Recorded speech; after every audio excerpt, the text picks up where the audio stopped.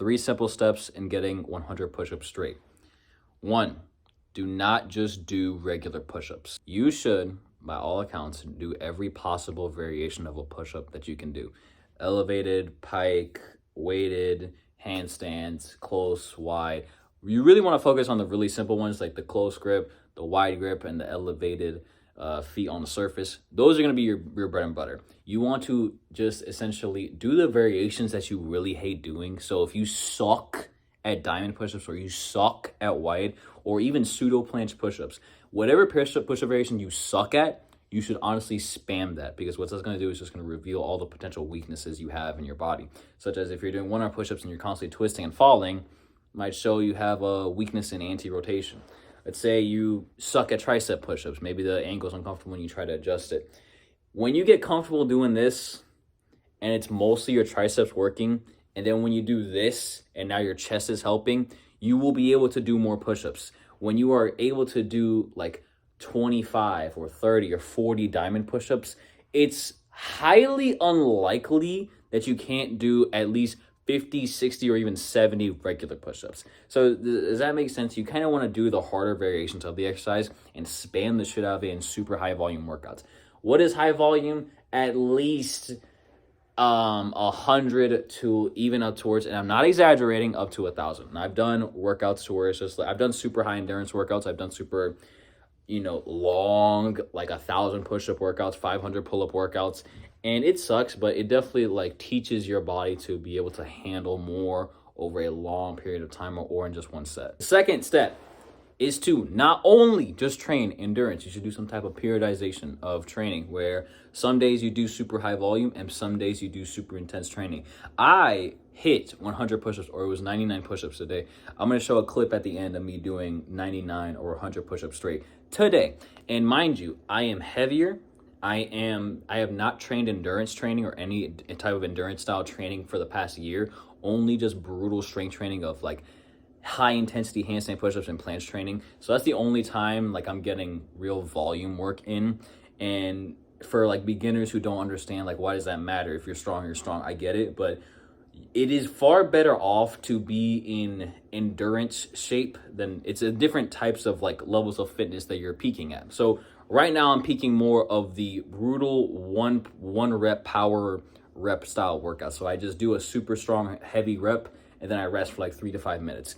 That's the type of training I've been doing for a while, and I surprised myself when I was still able to do 100 push-ups straight. So focus on high intensity workouts where you're doing heavy weighted dips, heavy weighted push-ups, or focusing on the advanced variations like planche push-ups, handstand push-ups, and just focusing on getting good at those heavy ass movements. So when you go back to the floor, you're going to feel like you can crank out 100 just because this is so much easier than what you're used to. So the most push-ups I've ever done before this was on the ground was probably like 70. On a push-up bar is probably like 115. That was during like my peak endurance training, and now I did that on a freaking Monday morning, and I was just like, screw it, I'll see if I can do 100, and I did 99 or 100. So focus on high intensity workouts, weighted dips, weighted push-ups, and even try to incorporate some of those weighted movements in a high volume workout. So even if it's just 5 pounds, 10 or 20 pounds, that is good. That will teach your body how to do more, like have a high work capacity when you're trying to reach your max number of push-ups. Number 3, there's plenty of different, training modalities and ways I could tell you, and like routines I can give. And I'm not really going to give you a routine. Like I said, I train by feel, and I try it, and I show you in this video. Probably going to be one of my most underrated videos, because it's not me trying to capitalize on beginners. I'm actually trying to teach you independence of just like, here's how you train by yourself, and here's how you do it by intuition. But enough of that.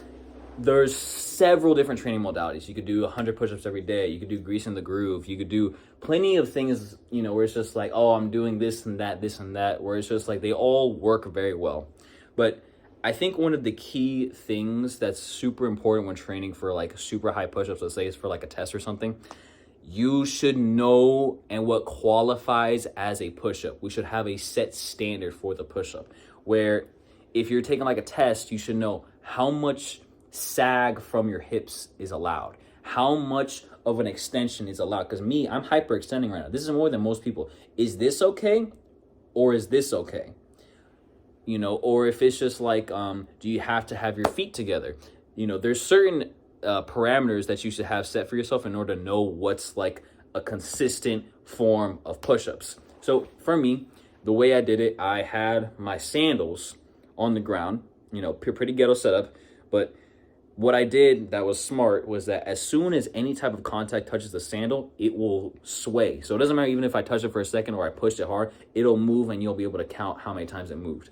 So doing that and having a lockout, I have it to where it's like this where my arm is straight. This is my lockout where I can go a little bit lower. So having the know-how on like what's the standard of push-ups, so that way you can know how much you're really at now, then progressing over to like the 30s, 40s, 50s, and 60 numbers of push-ups. But these are the methods that I would use if I was trying to like maximize my endurance as much as possible.